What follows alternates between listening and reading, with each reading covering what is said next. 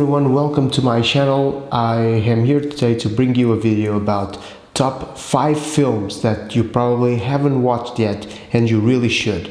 On my channel you can actually find another top 5 video about movies that I really haven't seen yet but I really should, considering the fact that I am a director and it's an absolute crime that I haven't seen any of those 5 movies. You can look it up in the description. I will leave a link for it there.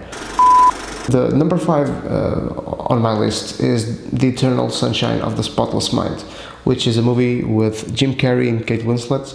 A movie that I've watched when it first came out and it didn't touch me as deep as it did when I recently rewatched it, because I believe that it's a movie that only touches you if you go through some things in your life and you really need to be mature and a little grown up to understand how deep that movie is. It's a great movie. It shows a different side of Jim Carrey that most of movie fans are not used to, and you really should give it a try because it's one of the great movies out there. It's really underrated and you should go watch it.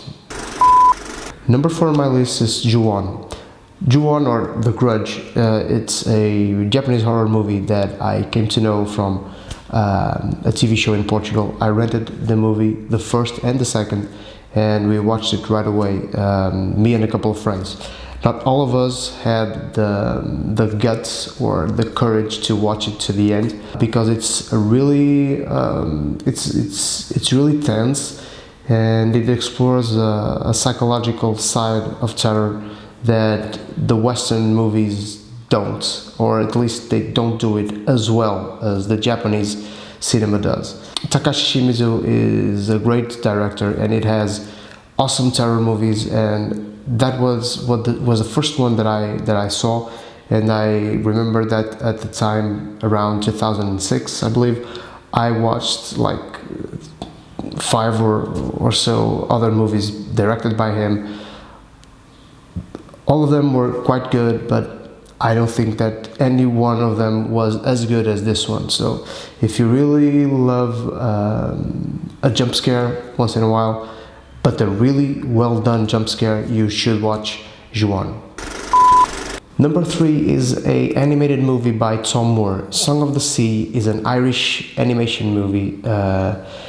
It's a great movie. Every shot of it is a masterpiece when it comes to art. It's a feast for the eyes, and it has a very deep story. It has links to Irish roots and traditions and mythology, which is great because it's a very rich mythology, and you get to know it a little better through these amazing scenarios created by the animating and drawing team of Song of the Sea.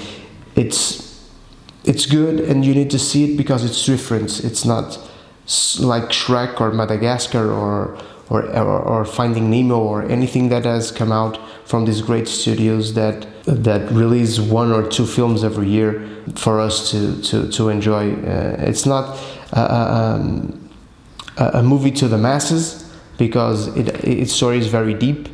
I don't see like a 5-year-old watching Song of the Sea and get touched by the story, because the story is deeper than that, but it's very, very good. It's not a movie that you go and watch to have fun, because the story is beautiful, but it's not a funny story, but it's a really good movie and you really should watch it. Tom Moore has actually released other animated movies since The Song of the Sea with the same aesthetics, but none of them are, in my opinion, quite as good as this one. This is a really good movie, a real masterpiece in animated movie history. Number 2 on my list is A Bronx Tale. It's the first movie directed by Robert De Niro. De Niro is actually also in the movie. He's one of the main characters in the movie. it's just Robert De Niro being Robert De Niro. It's an amazing actor, but in here he proves also to be a great director because it's really well shot. The story is deep and it has it shows different aspects of the society of these kind of neighborhoods in New York back in the 1960s, and it's a very good story that shows the both sides of the life in those neighborhoods, the life of the gang and the life of the honest, hardworking people who just try to live their lives away from it all and try to keep their children safe.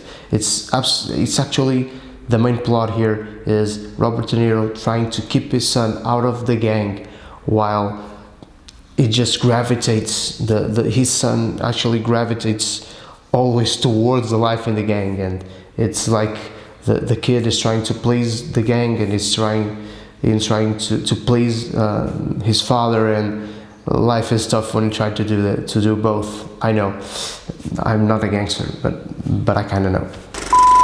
So number one on my list is Train to Busan. Why is this on number one?